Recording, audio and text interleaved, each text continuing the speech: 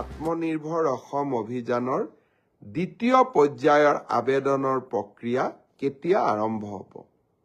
শ্ৰদ্ধাৰ যুৱক যুৱতী বন্ধু বান্ধৱীসকল, মুখ্যমন্ত্ৰীৰ আত্মনিৰ্ভৰ অসম আঁচনিৰ জৰিয়তে আমি যুৱক যুৱতীসকলক ব্যৱসায় কৰিবৰ বাবে, উদ্যোগ কৰিবৰ বাবে 2 লাখ টকা আগবঢ়াওঁ।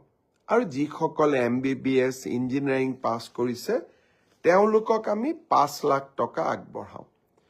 যোৱাবাৰ আমি 25,000 যুৱক যুৱতীক ইতিমধ্যে 1 লাখ টকাকৈ আগবঢ়াইছোঁ। আৰু তেওঁলোকৰ গোটেই ব্যৱসায় উদ্যোগ কেনেকৈ চলিছে তাক সৰজমিনভাৱে তদন্ত কৰাৰ পিছত 2025 চনত তেওঁলোকক আমি আৰু 1 লাখ টকা দিবৰ বাবে চেষ্টা কৰিম। এতিয়া হৈছে নতুনকৈ আবেদন কৰা। ইতিমধ্যে 1,54,000 যুৱক যুৱতীয়ে নতুনকৈ এই আত্মনিৰ্ভৰ অভিযানৰ বাবে আবেদন কৰিছে। এই বছৰ আমি 75,000 যুৱকক 1 লাখ টকা প্ৰথম কিস্তিত, দ্বিতীয় কিস্তিত 1 লাখ টকাকৈ আগবঢ়াম। ইতিমধ্যে যি 1,54,000 যুৱক যুৱতীয়ে পঞ্জীয়ন সমাপ্ত কৰিলে, এতিয়া তেওঁলোকৰ বাবে আবেদনৰ সময়। আৰু তেওঁলোকে অহা 1 জানুৱাৰীৰ পৰা আবেদন কৰাৰ সুবিধা পাব।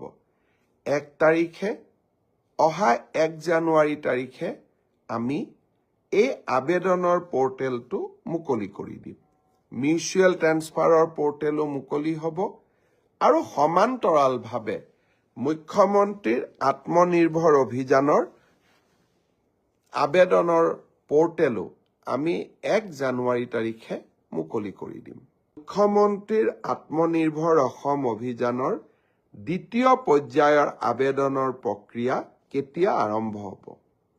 শ্ৰদ্ধাৰ যুৱক যুৱতী বন্ধু বান্ধৱীসকল, মুখ্যমন্ত্ৰীৰ আত্মনিৰ্ভৰ অসম আঁচনিৰ জৰিয়তে আমি যুৱক যুৱতীসকলক ব্যৱসায় কৰিবৰ বাবে, উদ্যোগ কৰিবৰ বাবে 2 লাখ টকা আগবঢ়াওঁ। আৰু যিসকলে MBBS ইঞ্জিনিয়াৰিং পাছ কৰিছে তেওঁলোকক আমি 5 লাখ টকা আগবঢ়াওঁ। যোৱাবাৰ আমি 25,000 যুৱক যুৱতীক ইতিমধ্যে 1 লাখ টকাকৈ আগবঢ়াইছোঁ।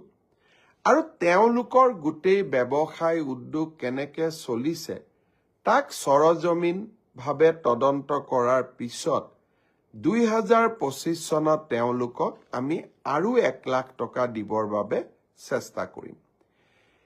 এতিয়া হৈছে নতুনকৈ আবেদন কৰা। ইতিমধ্যে 1,54,000 যুৱক যুৱতীয়ে নতুনকৈ এই আত্মনিৰ্ভৰ অভিযানৰ বাবে আবেদন কৰিছে।